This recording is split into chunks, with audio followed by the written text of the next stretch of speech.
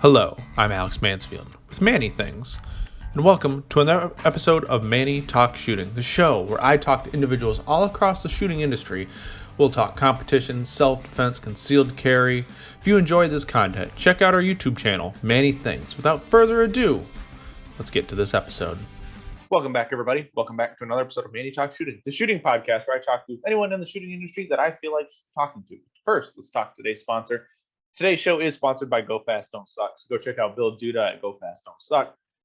Entertained by his memes. Go get a jersey. Go order a t-shirt. Get some dry fire targets to make you better. But anyways, go check out Go Fast Don't Suck at gofastdon'tsuck.net. Let's get on with the show. Today, we are sitting down with Mr. John Vlieger. John, how are you doing today, sir? I'm doing all right. Can't really ask for much more. Hope you're doing okay. I am doing fantastic. If anyone cares, this is late March when we're recording this, if you happen to care. Some of you too. But anyway, so we're sitting down with John today. It's been a long one in the making, I think.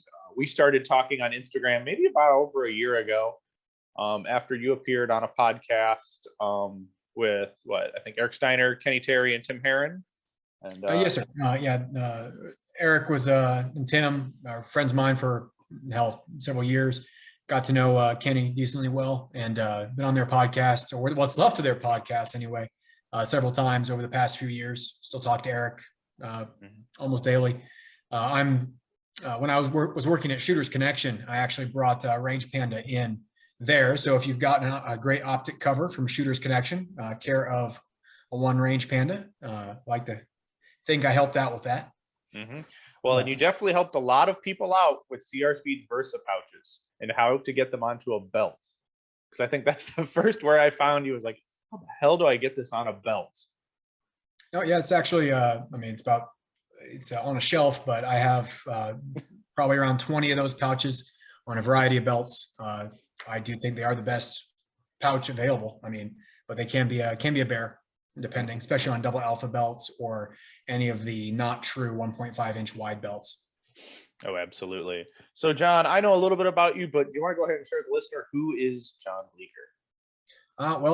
Working backwards from now, I work full-time at Mark 7 Reloading on the technician side. I work alongside Tom Carlson, been a good friend of mine for several years.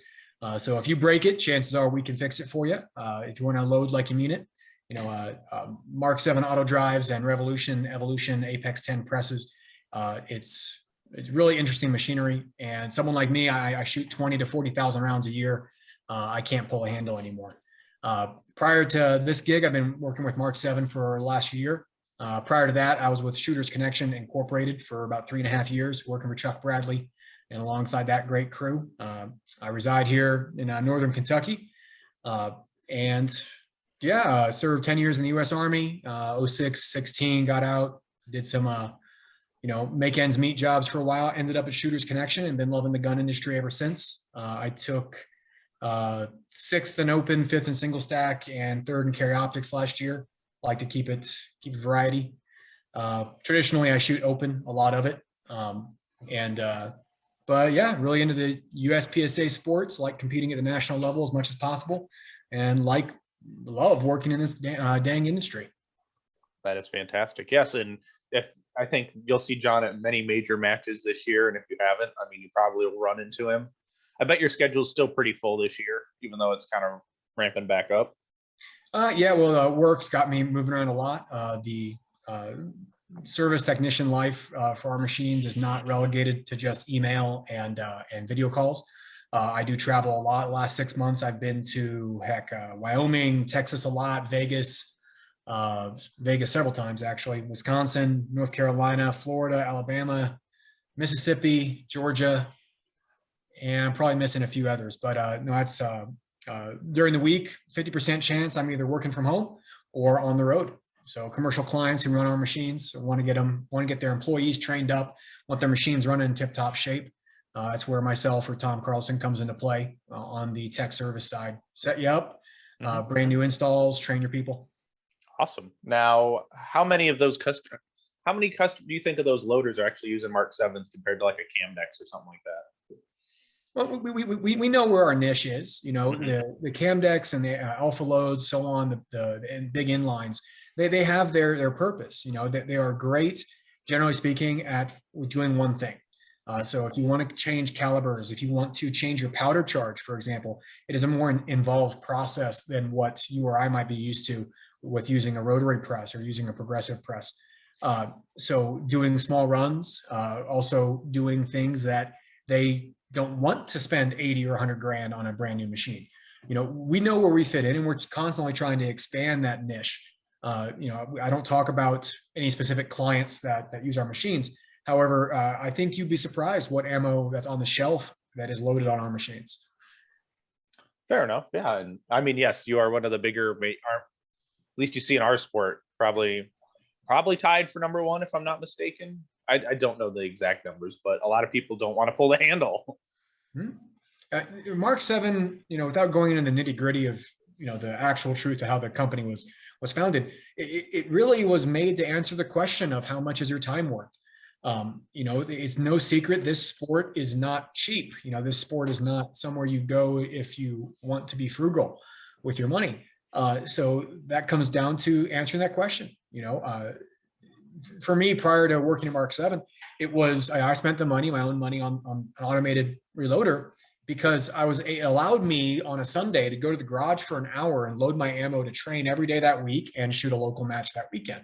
In the hour spent in the garage, I'd load 1,000 to 2,000 rounds, and boom, I can go back inside and hang out with my family, hang out with my dogs, play video games, dry fire, do whatever I'm going to do. My time is not spent in the spare bedroom, for hours.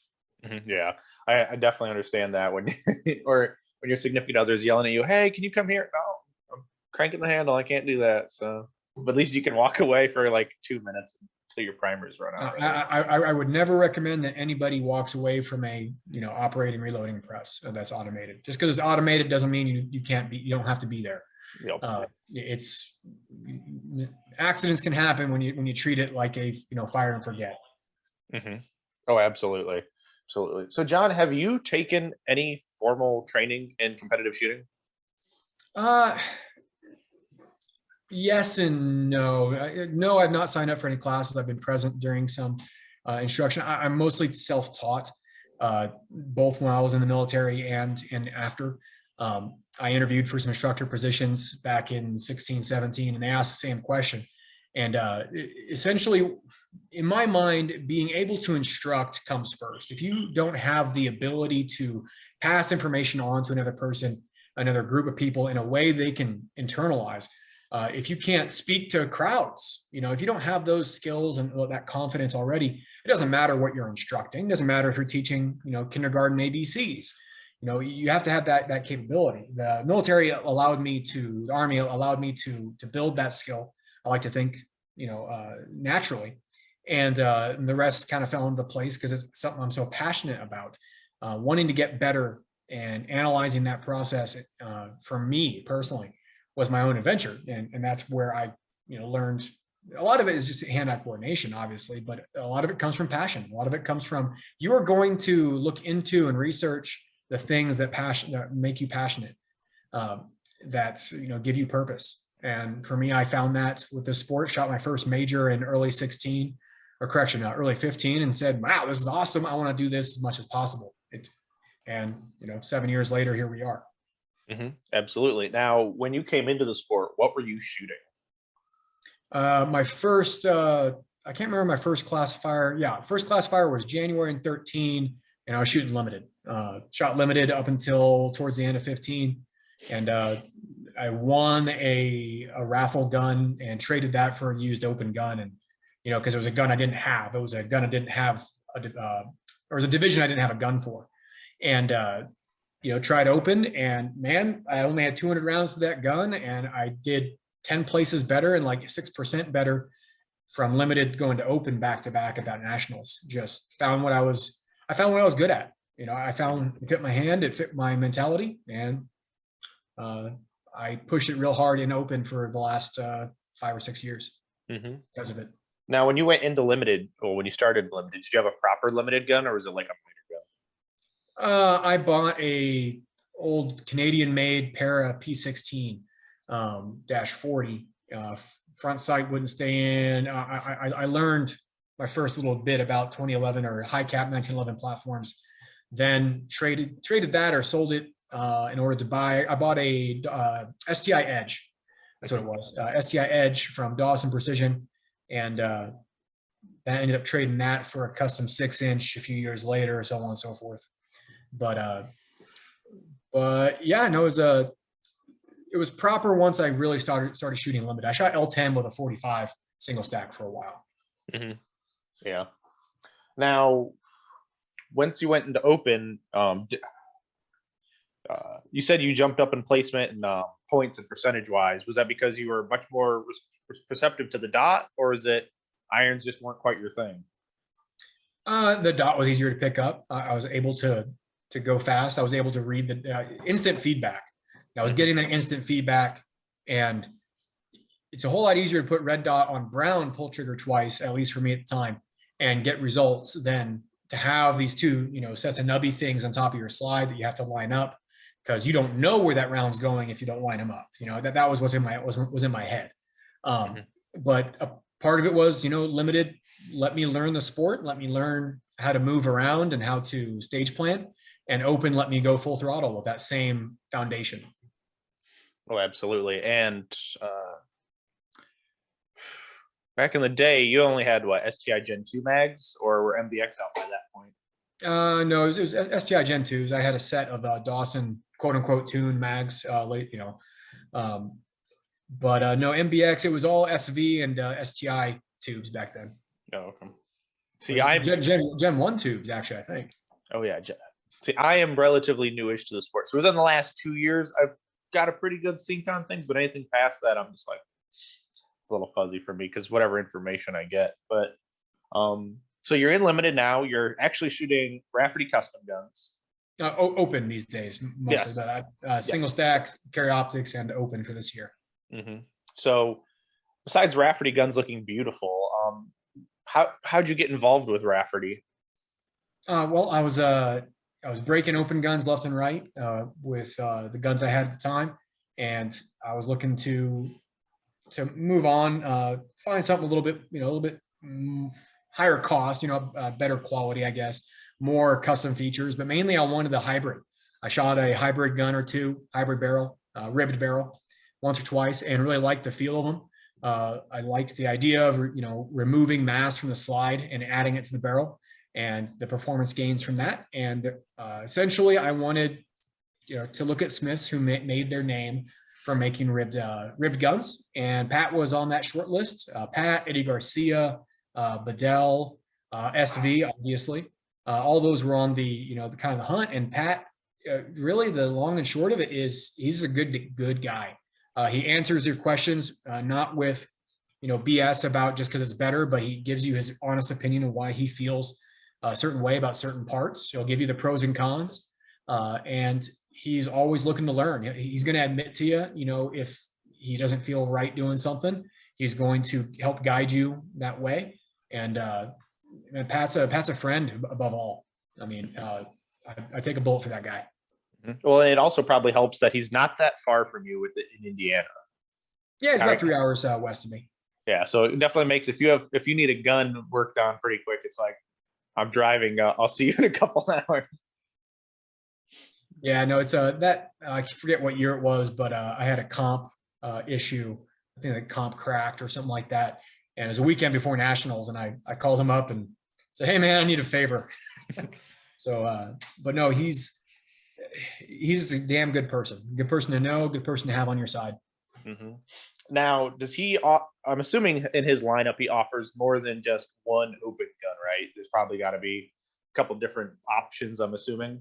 It really is. It comes down to if it's going to be a shorty or not, shorty or full size or midi.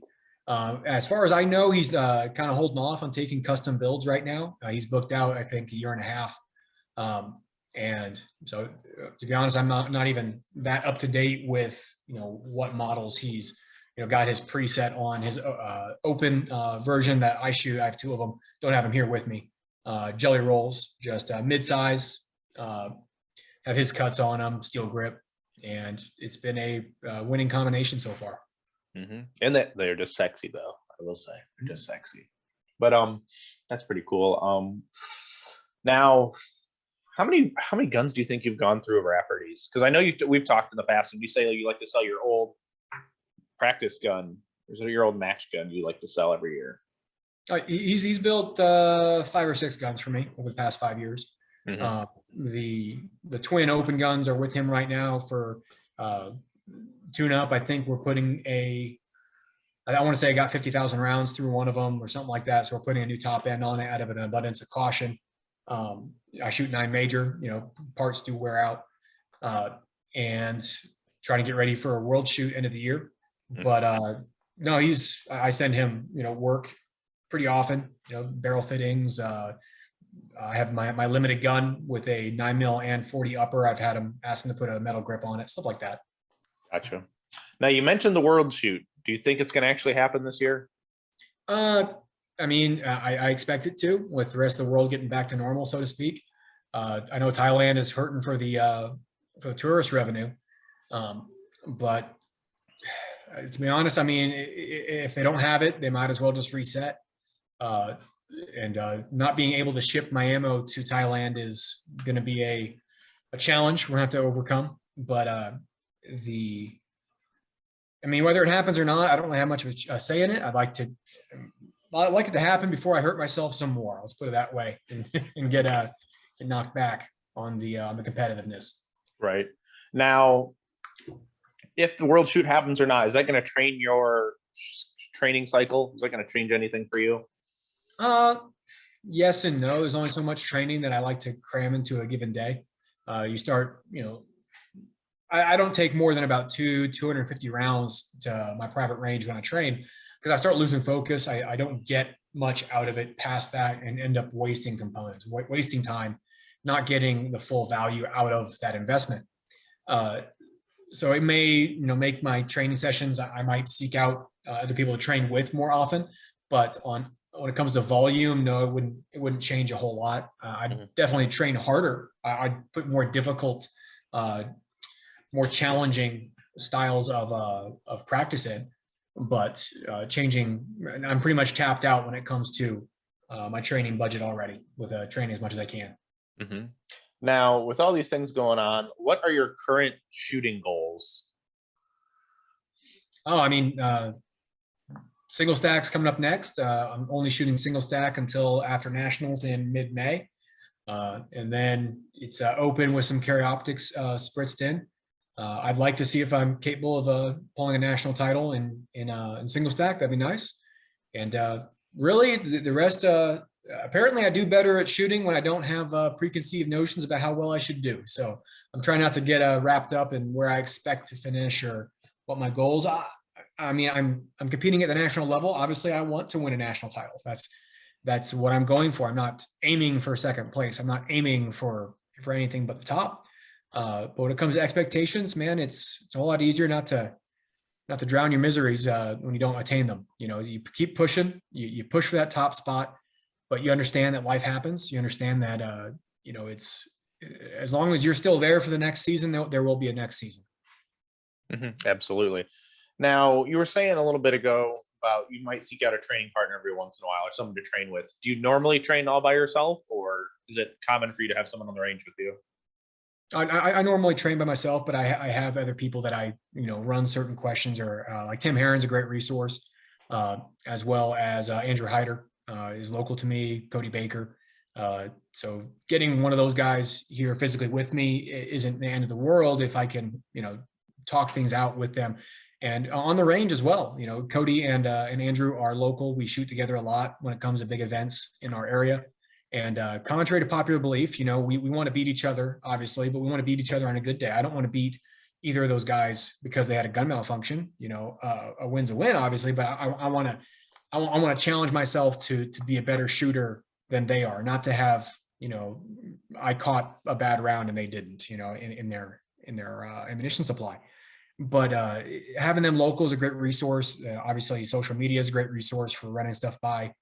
But Chris Keen's a good friend of mine, very accomplished GM shooter. Getting people like that to give you instant feedback. Like, hey man, I noticed you're doing X when I think you mean to be doing Y, and you can try to refine that and find that process. But to answer your question at the base level, generally speaking, I train alone, but I do rely on other people for assistance. Gotcha. Now, when you're preparing for majors, do you do like a tune-up, or you kind of just keep your training level all the same even if majors are coming? Our training level stays the same. The main question is, is the weather good enough to hit training full bore with live fire? And how recent have I changed something, meaning a piece of equipment or changed divisions? So one of the reasons why I'm only shooting single stack is I don't want to try to play with, my eyesight, my focus, going from front sight focus to target focus in the middle of the year. Once I'm on a dot, once I'm on an open gun, a dot's a dot. When it comes to training my brain, the single stack life is the most different of what I shoot. So I'm trying to dedicate real time to that. Mm-hmm. And that's a 40 cal single stack, isn't it? Correct. Yeah. 40 cal. I stock small primers. It's a more economical load and a little bit more forgiving on the reload when you have 8 rounds in a 9 or 10 round mag, as opposed to a 45 caliber mag that has, or a 9 mil mag that's full up. Mm-hmm. And I guess the nice thing is you could run it through a limited gun if you wanted to, as too. So one ammo, right? Yep. That's where I'm still using dies I bought back in 2013 to load 40. Mm-hmm. Speaking of dies, is there any special dies that you recommend people to use over other dies? Not really. It's whatever you're comfortable with. Obviously, we like Lyman dies here at Mark 7. Lyman is the parent company. We make those dies in-house. Biggest advantage is they're all micrometer for your seating and your crimp die, so you can really dial that in. If you have a load, hey, I load my 124s. Like me personally, I load to about 1.115 when it comes to minor, or like 1.10. But for major, I load out to 1.185. So with a micrometer die, I can spin off that change and get really dang close to where I want to be without, playing hunt and peck with a seating die and just making gross adjustments. But no, it's a small base die, that I want to say Dylan and ours and Lyman dies are all small base to help get as much resize as possible. People complain about the Coke bottle or the wasp waste effect on 9mm when you use a small base die. That's really a big benefit because it helps. You're using mixed brass, you're loading them in your gun. You want to have as much prevention for bullet setback as possible. But that's getting kind of in the weeds. The one die that I will use for everything is the Lyman M die when it comes to pistol expansion. Puts a shelf on the case instead of a V, instead of a funnel for your flare, and it works so much better. It's the gold standard for a reason. Mm-hmm. There you go. So if anyone is looking for die information, go check out the Lyman dies. So I remember we had a conversation about single stack nationals last year, and you said your mental game was strong.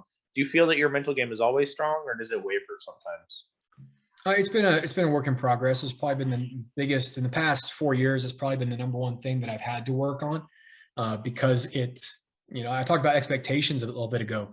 It really comes down to expectations. If you expect yourself to be perfect and you're holding yourself to that expectation, you're never going to live up to it. You're always going to find you are your own worst critic, and you're going to beat yourself down, and you're not going to let what could happen. You're going to be fighting yourself. Carry optics, I like to think that I really embodied that. I was surprised myself, with how well I was doing. And I tried to let that happen in single stack. It held it together for the most part. Had a major malfunction, over inserted a mag on one stage, and that was my own fault. And that's what cost me several state places at single stack nationals last year. But not letting that get to you, not letting that affect what can still be. It already happened. Put it out of your mind. If you can't internalize that, if you can't focus on the future, if you're still living in the past, you're not gonna have fun. And I started shooting this years ago because it was fun and challenging. And one of the reasons why I'm taking a step back from open full time, at least, is because I want to have fun again. I want to be challenged in different divisions and find out where the wheels come off with different equipment limitations. Mindset has to be on point, and that's where I'm finding the most benefit in the last few years is refining that mindset and getting it on lockdown. Now, did you turn to any of the Winning in Mind or Laney Basham teachings or whatnot, or their books, or is I've browsed the book. I own it. I need to give it a solid read through as opposed to just picking it up here and there. But a lot of it comes down to just being okay with yourself in my mind. This is a very individual sport, if you want to call it a sport. It's one of the reasons I was drawn to it. I did wrestling in high school. I'm not much of a, team sport kind of guy. Win or lose, it being my fault is kind of the core of the way I look at it. It's not because Jim Bob didn't catch the ball. It's because I screwed up, or it's because I didn't screw up. Win or lose is your fault. So being in touch with yourself, I hate saying it all wishy-washy like that, but having a lock on you, you can have winning in mind. And like I said, I need to pick up the book. I don't want to speak to what's in the book because I haven't internalized that. I haven't read it, straight through yet, but I would say those books, stuff like that is always going to be great if you're struggling with that, but it's not the end all be all. Right. Oh, absolutely. And I was just curious because some people, have never read any of Laney's, articles or anything, but they've got this really strong mental game. So just curious because most everyone mentions with winning in mind, and that's all that's all they go with. It was one of the first recommendations I was given back in mid 14, I think. Mm-hmm. Now, have you instructed at all outside of the military, or is it just kind of like giving people advice here and there every once in a while? Pre-COVID, I did for a year and change. It's always been a side gig for me, focused on movement. People asked me if I wanted to teach that, so I found I developed my own curriculum to help pass on what I've discovered for myself. I'm not a nutritionist or a kinesiologist or anything like that. I don't profess to have any accreditations. It's just what I've noticed and ways that I've found to help move around a stage more efficiently. And I taught that for a while, but with COVID, it was, it's not just about the people and the components. It's about it is a hassle. So if it's not something that I'm putting full power into to make a living on, it takes away from everything else. Mm-hmm. Now, if you weren't working in the industry like at Mark 7 or even at Shooters Connection, would you have thought about it making it a full-time career? Probably not. I still have family all around the country. I do like traveling. However, when it comes to traveling for stuff like that, first of all, it's mostly weekends. It's on weekends. Shooting has always been a weekend activity for me. It's always been a personal endeavor. So turning it into, apples to apples, I'm teaching what is my hobby. It starts muddying the waters. I'm already really invested in this industry. It's kind of hard to turn it off sometimes. So I don't know if I could handle instructing for this sport and competing in this sport my 100% both livelihood and personal ambition. Gotcha. Now we got talking a little bit now about the industry with Mark 7. Did you attend SHOT Show this year, or did you guys all pass? No, I was there. I was there the whole week. Flew in. I had to pull a 22-hour day on that Sunday, getting set up for range day. Worked range day on Monday, and then was working the floor at the lineman booth for the whole rest of the week. Mm-hmm. Now, did you find it different or odd that with the attendance of SHOT Show this January? It was excellent. So many fewer people blocking aisles with milk crates, people that really, to be honest, have no business being there. I've been to SHOT Show in 3 different capacities. I went as an individual back in 17. I went as a part of Shooters Connection in 19 and 20. And I went with Lyman in 22. And so I was an individual, a purchaser, and then a exhibitioner, exhibitor. And as a purchaser and exhibitor, you have a mission. You have a job to do. Make sales, make purchases. Talk with the right people, shake the right hands, do your job. And as an individual, you're kind of just wandering around, getting in the way. Saying hi to friends, and it's a good time. It's great, but it gets when you're a purchaser or an exhibitor and you see those individuals, you're like, man, let me do my job. Please. And seeing empty aisleways and letting me get from place to place and do my job was great. I feel like we got a lot done. The people who wanted to be there went. The people who didn't want to go didn't, and that made it made it much more efficient. Now, do you wish that every SHOT Show was like that? More inclusive people, more the people who had to be there than the social media hearsayers or, look at me at my SHOT Show selfies. It's all the same bag. Yeah.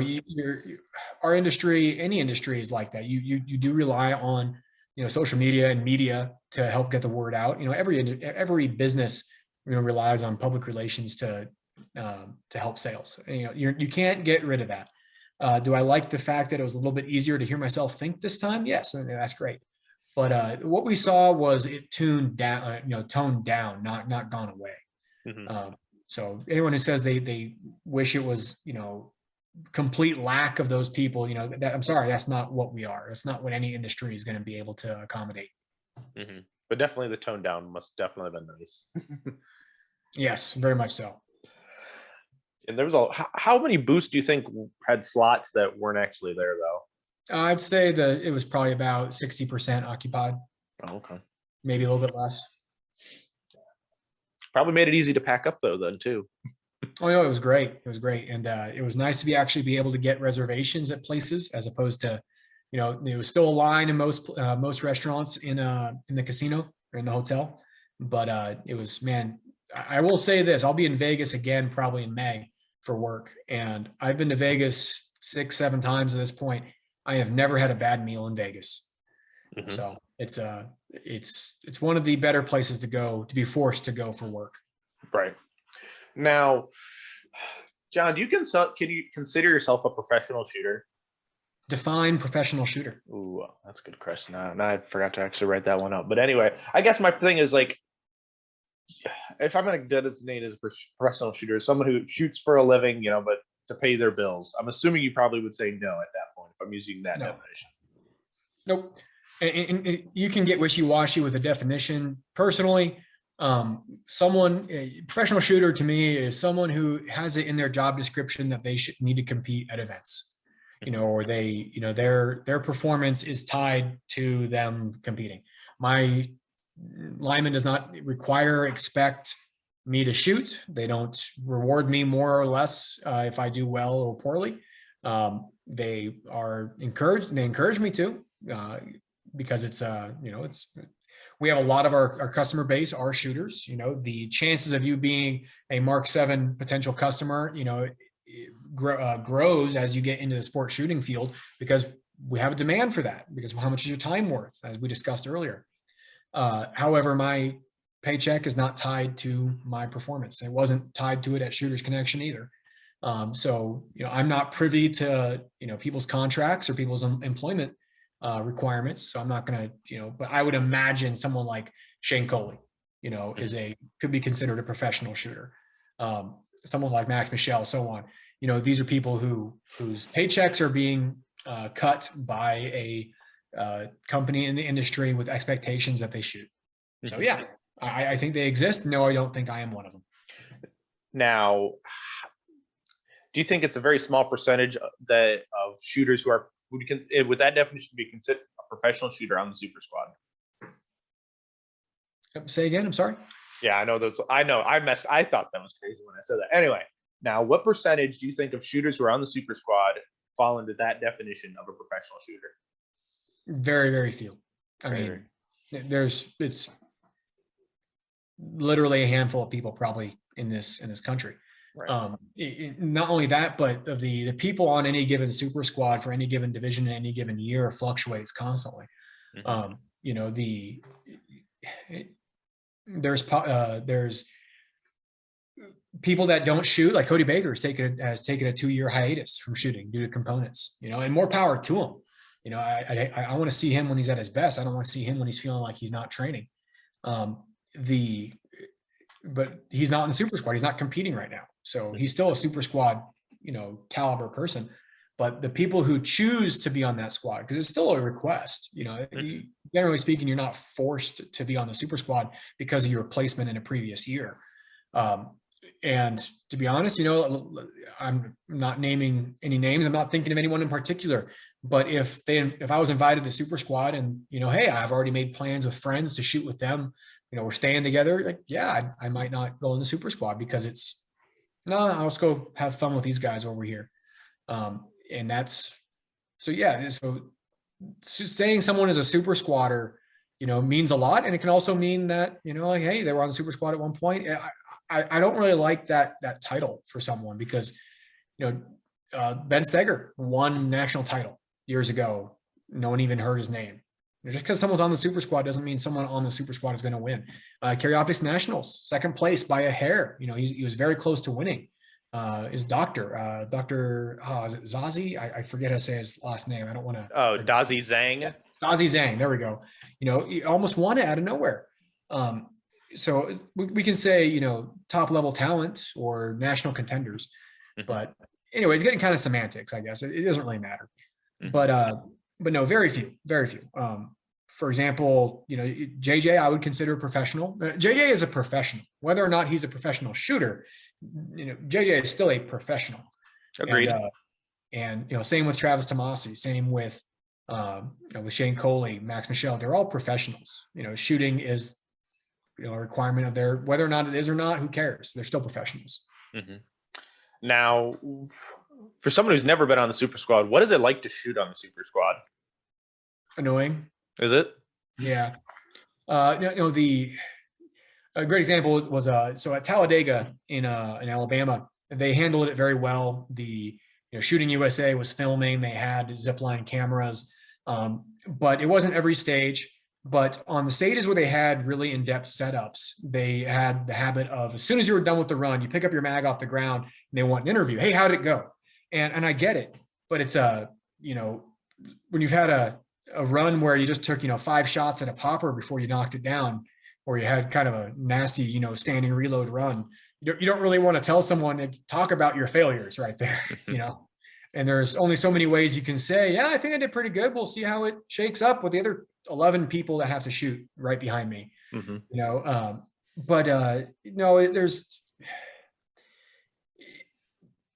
it's not all, rainbows and puppy dogs, but no, it's fine. It's like shooting with a bunch of people that really care about how you're doing. Some of them because they want to beat you, some of them because they want you to beat somebody else. But no, it's a pretty consistent experience. I like shooting on some squads more than others. The Open Super Squad is very type A personality. I know I am also type A personality, but it's very, very caffeine filled on the Open Super Squad compared to CO, where it's a little more laid back. Depends on your own perception of the people that are on it on any given year. Oh, absolutely. Now, speaking kind of about nationals, you shot all 3 nationals. You shot Carry Optics with a 3rd place finish, 6th in Open. Yes, sir. And how was the warm up for Open from Carry Optics? It's kind of the same. Whenever they have a back-to-back nationals, usually it's limited and open limited, what have you. It's almost always a benefit to shoot that first match, even if you're not, expecting to do well or what have you, because they only change so much with the stages. So you get to see swinger timing a little bit. You get to have 3 days of warm up. You get to prep your mental state going in. And you get to have some fun, if you're competitive in that other division, more power to you. But it's hands down, it's an advantage, because they don't change everything. Yeah. Now, if you had to remember Race Gun Nationals or Carry Optics Nationals, which stages were your favorite or least favorite? Least favorite is probably CO Nationals, that little L-shaped stage. There was no real planning to it. It was start here, shoot 2 targets or 3 targets, sprint 20 yards and hose the rest of them. There was no stage planning. I get what it was trying to test, but it wasn't really that interesting. Meanwhile, there was another stage in CO, the stand and shoot, where it was draw and shoot too many poppers that activated. It was 2 tip outs and a bobber. And getting the timing right on that was, man, I always love it when I see people stacked up behind the first shooter trying to see over their shoulder to see what they see for the timing. to get their plan in order. So, it sucks to be that first shooter, but it's only a 40-point stage. So as long as you have good mechanics, you're not going to hemorrhage points there. You're not going to win the match there, but you could lose it there. No, I think they did a really good job with the field courses.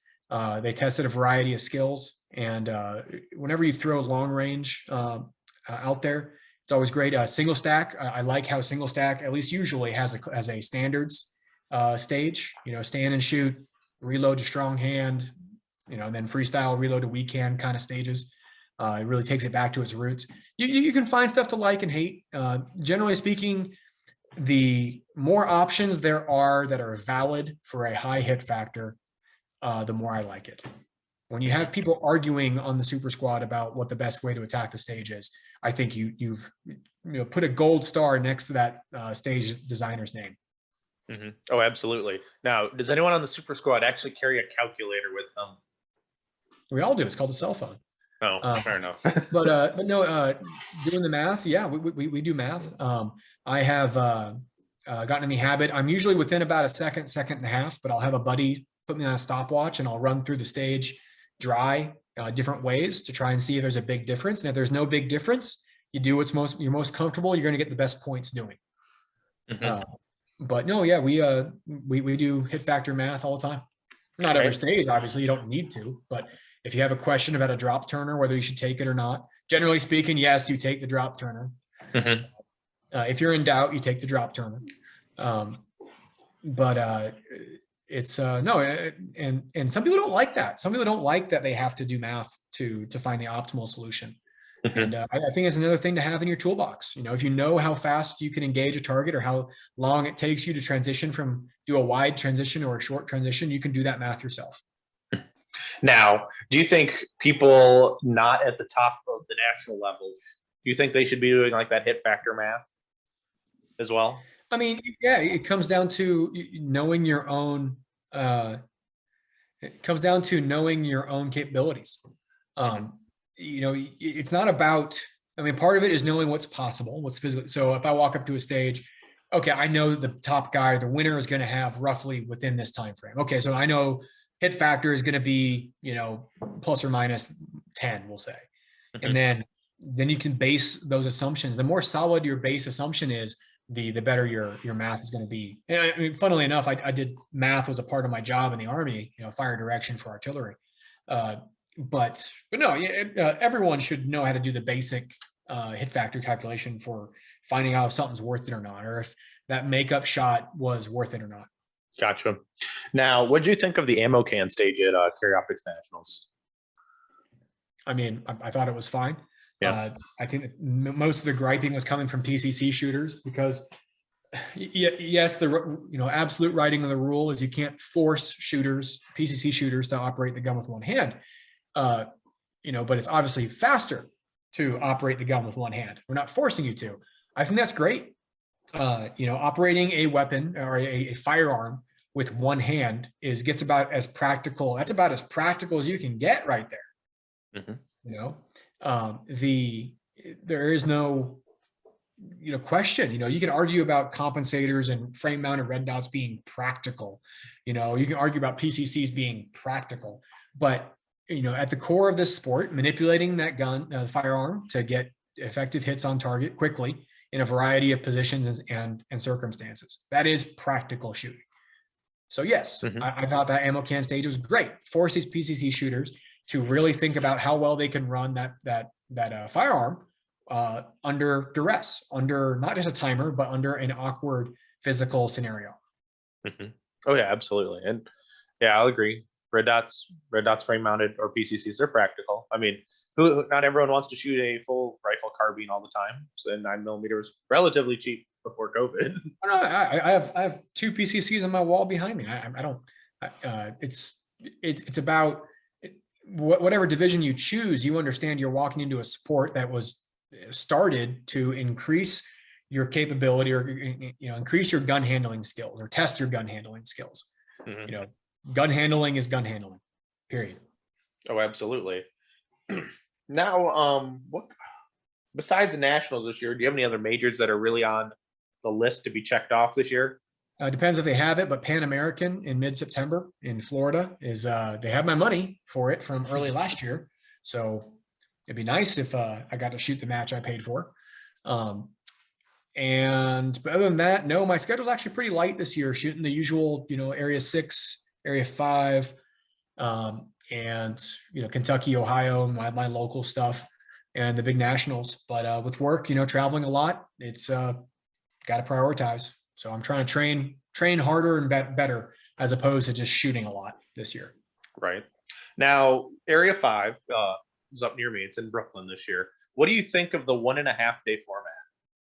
Have you seen that before? Speaking, I don't like 1.5 day formats. And in fact, I need to look at that, and I'll probably end up trying to shoot that all in one day just because it's better for scheduling. 1.5 day formats, I know why people do them, but it's not, it doesn't make traveling all that much easier. It's generally speaking, it's going to be, either you try to take a 12 stage match and put it into 6 and 6 on 2 separate days, or if you do 1.5 days, you could shoot 8, 9 stages in a day, easy, maybe even 10. And then you're coming back for 3 stages. Mm-hmm. It turns into another night in a hotel. It's another day of having to take care of your animals, or basically vacation time. Mm-hmm. And I'm not generally a fan. And especially when it's a half day than a full day, those schedules can go straight in the basket, if you ask me. Yeah, I can definitely agree with that. It was a little odd when they announced that, but hopefully you can get them to accommodate the shoot through request, which shouldn't be terrible if it's just one person. You know what I mean?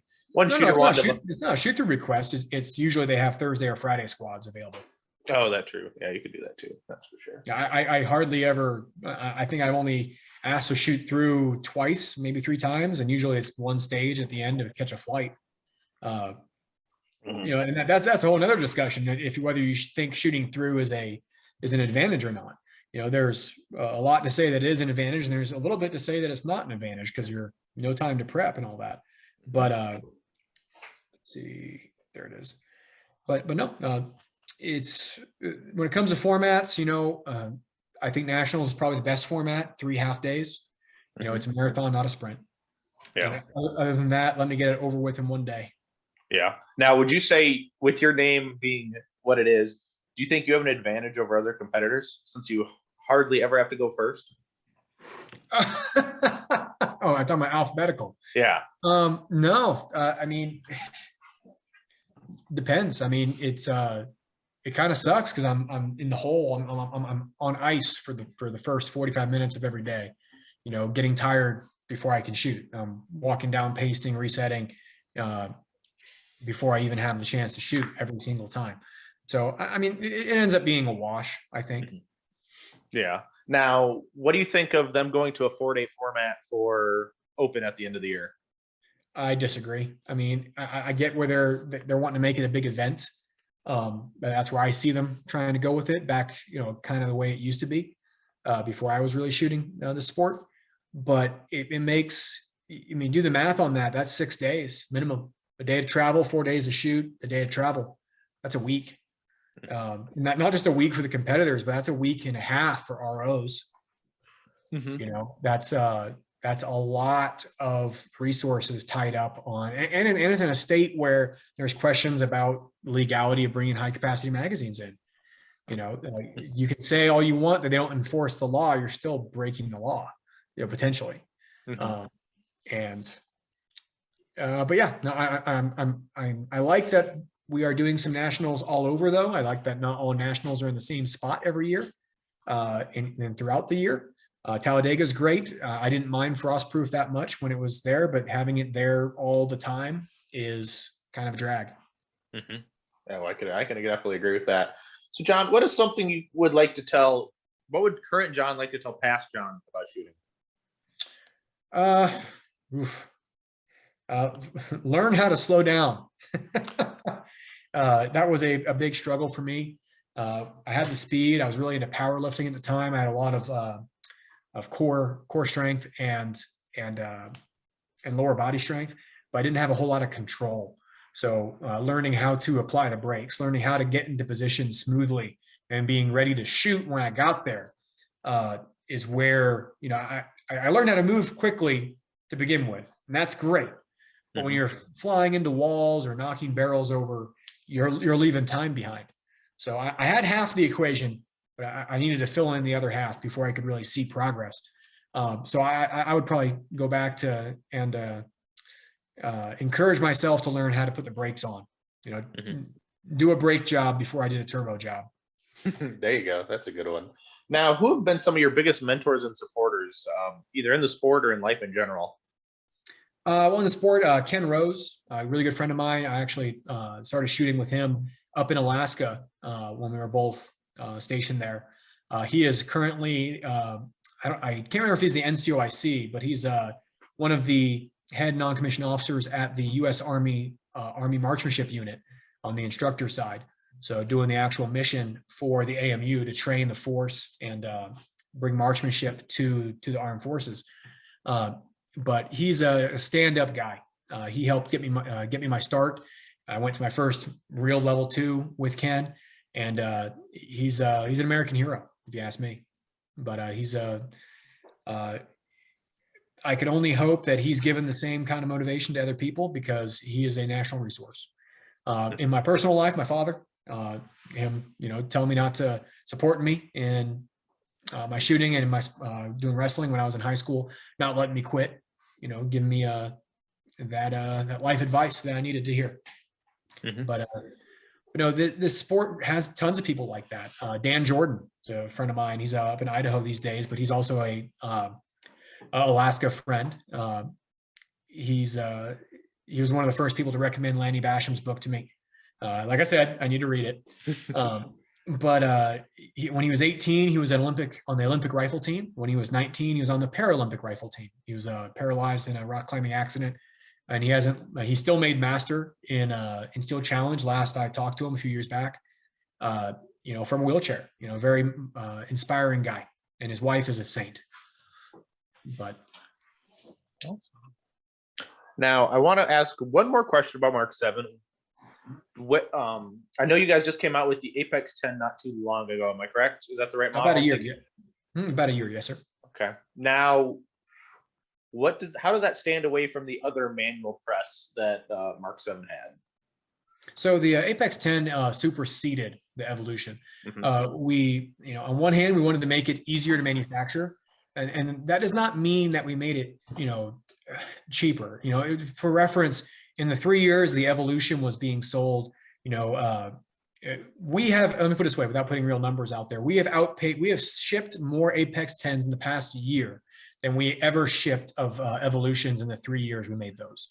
The Apex 10 is easier to manufacture. We brought a lot of manufacturing in-house to further simplify manufacturing. And we also brought some better features to it. So it comes, turnkey, ready to go, add dies, our own case feeder, better mechanical powder measure, ready to go to add a bullet feeder on with its own bracket built into the case feeder, for example. It was a true super session. It was not hey, we have this too.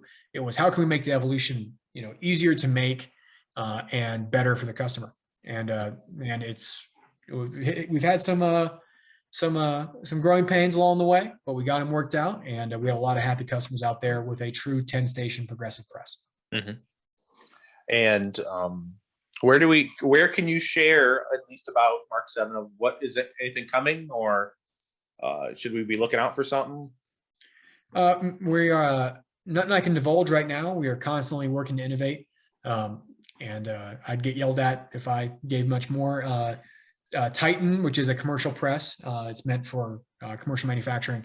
Probably have more we can share about that here in Q2, Q3 timeframe.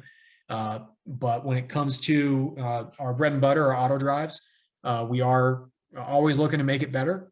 We stand behind our products. We still have people out there running first generation auto drives they purchased back in 15, 16 timeframe. And it's the easiest, plug and play way to get more out of your machine is automate. Oh, absolutely. Absolutely. Now, I do have a couple more questions before we end the show today. What was one of your biggest aha moments in shooting? Probably visualization. Mhm. It was for some background. I started really trying to shoot a lot. Shoot twice a month back in early 13 when I got back from Afghanistan.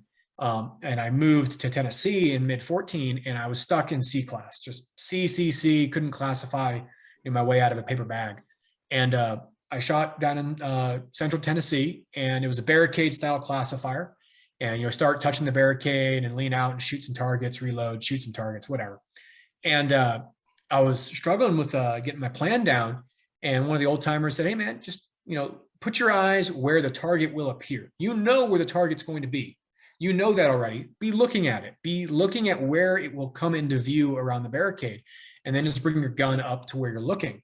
And it was blew my mind because it all came together. I was able to internalize that and practice that, on the clock. So I did a short video a few weeks ago talking about that. I need to reattack it in more detail, but it's one of the few completely internal things that can shave time off your run. It's having visual reference points when you're doing your walkthrough. I know when I pass this blue barrel, I want to have my head up and I want to be looking this way to see this target. I'm doing that every time during my dry run, so it becomes expected during my live run. But visualization, tying the eyeballs into the brain and into your hand-eye coordination has been the biggest aha moment, is tying it all together and letting it all flow. Once you get to that point, you let it flow. When you're doing a walkthrough and you're trying to force yourself to take a target, but you keep taking it from another position, maybe look at taking it from that position. Go the path of least resistance. But that's a little side note there. But. Yeah. Now, when you're in your make ready, and you do that last final rep or visualization, is that like at full speed, half speed, super slow mo? It's probably it's not about what speed it's at. It's not. The time is over for being really granular with how my mental walkthrough is going. That last thing I do is I do a rough, paint with broad strokes what my plan is. I go here, shoot a bunch, go here, shoot a bunch, go here, load, go here, shoot a bunch, finish. It's more that I'm just kind of etch-a-sketching the path I'm taking on the stage, making sure that I know where my feet are going. Most of what you're doing is going to be guided by your eyes, what you're seeing at a certain position. So keying that in, eyes up here, move, eyes up here, move. It's like I said, broad strokes. Gotcha. Makes sense. Now I'm looking at the table of contents. I'm not looking at the individual paragraphs. No, that does make sense though, because you've already read the paragraphs before you, like after you've walked the stage, your whole time between the all those other shooters before you when we get all the way down to V. But yeah. What are some things that people can either start doing or stop doing to get better at shooting? Well, I mean, the kind of default easy answer is do more dry fire. But I like to add to that a little bit. Don't just dry fire the same way. It's something I bring up when I was teaching movement and talking about visualization to people is most people have a hallway. You have a hallway. Maybe your dry fire room is your spare bedroom, or it's your living room. Okay, utilize your hallway as a vision barrier, or as a corridor, or as a focus change. You can integrate everything you have. Don't paint yourself into a box when it comes to dry fire. Be dry firing, go into a crouch on the draw, be dry firing a hard lean on the draw, be dry firing in ways you actually see it matches, and use the resources you have around you to better prepare yourself for that. So one thing a bad habit I have is when I dry fire is I'm always either wrists up or wrists below, never wrists touching something else or holding an object, and I find myself, especially in open and limited divisions where I have a race holster, being very hesitant because I don't train that, because I'm so afraid of knocking my gun out of the holster on a biffed draw. With Kydex, a little more forgiving, but if you train that out, if you train it so you're confident with where your hand's going to go on the buzzer, then you don't have to worry about it. So do more dry fire in different ways. Less of, I think I would be less seeking out gear to address a training issue. So, and now there's a caveat to that. I play with recoil springs a lot, especially going from beginning of a season compared to the end. I've had 2 wrist surgeries. My grip strength is not what it used to be. So finding what I like, when I'm fresh to it is important. But when it comes to things like major components, like your thumb rest, that may not seem like a major component, but it can change how the gun feels in your hand. So don't just change thumb rest willy-nilly. Red dots, I'm kind of neither here nor there about, because red dot's a red dot for most part when it comes to the way you're interacting with it. But be careful when you're changing gear. Have a chance to really put some rounds on it to find the issue. Who knows? Maybe that new grip or those new grip panels are forcing your offhand higher, and you're not able to hit the same spot the same every time, or you're not able to manipulate that slide release or the mag release because you changed the button, or even worse, you draw and that your mag goes flying across the stage because you hit the button on your draw. You're going to find those things by putting reps on them, not just in dry fire, but in live fire as well. Very good advice. I would agree with those. Yes. In conventional dry fire, and don't fuck with your shit unless you have to kind of mentality. Yeah. And people are going to laugh me saying that, because I am the poster boy for screwing with your stuff all the time. But then again, I have a private range. I could go shoot right now if I wanted to test the function of something, or to see if I really like something. I could put it on the clock right now. If you don't have those resources, and now keep in mind, I sacrificed to be able to have that. I'm talking to you right now on 4G internet. I don't have real internet out here. I'm on septic. I'm on city water, but I'm not on city sewer. I'm out in the boonies a little bit. I had to sacrifice, but I prioritized having my own range because of how in the industry and how much my life revolves around shooting in some way, shape, or form. Oh, absolutely. Those are sound advice. And I wish I could sacrifice to have a range. Not there yet. Maybe when real estate comes down a little bit, we'll see. Yeah. Now, John, I know I like to pay tribute to the people who support you. So you want to go over and tell the people your sponsors and best ways to support them?